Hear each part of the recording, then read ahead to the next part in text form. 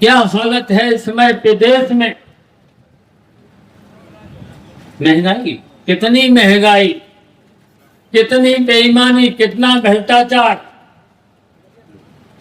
और यहां तक कि याद करो, नौकरी कितने लोगों को रोज सुनते होगे, रोज टीवी पर अगर देखोगे तो कौन सी नौकरी, संविदा, आउटसोर्सिंग, केवल आउटसोर्सिंग। तब आउटसोर्सिंग में कितना पैसा, 11,500 तो लिखा पड़ी। और जिसको अगर नौकरी मिल रही है उसे पूछो तो कहीं 8,000, कहीं 8,500। बताओ, लड़के पढ़े लिखे लड़के, कितना पढ़े लिखे लड़के, बताओ 8, 8,500 में क्या उनका परिवार चल जाएगा? आउटसोर्सिंग में चल जाएगा? अभी कोई कह रहा था कि वो मिलिट्री में वो 4 साल की नौकरी, 4 साल की नौकरी। बताओ 4 साल की नौकरी क्या होगा और जिंदगी में क्या होगा? झूठे। तो इसलिए हम कहना चाहता, हम आए थे जब लालजी वर्मा यहाँ चुनाव लड़ रहे थे, याद होगा कि मंच टूटा था, जलालपुर में मंच टूटा था।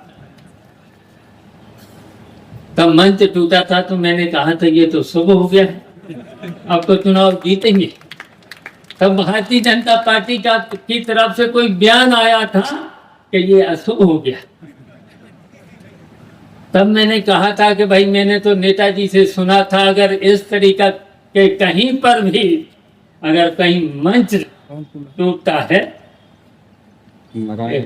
या कहीं पर भी हम लोग जब पढ़ते थे, अगर कहीं पर भी कॉपी पर स्याही फैल जाती थी तो बताइए शुभ मानी जाती थी। याद करो, शुभ मानी जाती थी। अगर उस दिन जब मंच टूटा था तब मैंने नेताजी की याद आई थी, निश्चित अब हम ये चुनाव जीतेंगे। तो इसलिए हम कहना चाहते हैं इस अवसर पर, ये सही है, सबके मन में होता है, टिकट पाने का अधिकार भी सबको मांगने का अधिकार होता है, लेकिन जब कभी कोई पार्टी फैसला ले लेती है तो ये फैसला सबका बात करके, सबको सुन करके ये फैसला लिया गया है। और फैसला लिया है समाजवादी पार्टी के राष्ट्रीय अध्यक्ष अखिलेश यादव ने लालजी वर्मा जी की पत्नी शोभावती वर्मा। तो बताइए, अब सब लोगों को मंजूर है, और इसलिए मंजूर होना चाहिए जब कोई फैसला पार्टी लेती है तो सबको मानना चाहिए। तो आज हमें खुशी है कि सब लोगों ने इस राष्ट्रीय अध्यक्ष के फैसले को माना है। तो माना है तो अब कह रहे थे ये जंग बहादुर का सोए नहीं, तो हमने क्या आपको कल तक सो लेना 10 घंटे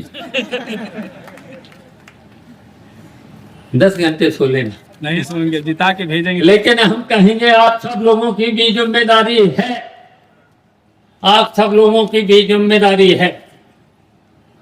अब इस चुनाव को शोभावती वर्मा जी को जिताने की जिम्मेदारी है। बताइए, है जिम्मेदारी? हाथ उठा करके बताइए। वैसे तो विशाल वर्मा जी ने और कई लोगों ने तो हाथ उठवा ही दिए हैं, तो हम भी कहेंगे आप सब लोगों से, अभी बहुत सी बातें, ये बेईमान सरकार है, शायद इससे तो बेईमान सरकार अभी तक शायद कोई भी नहीं थी।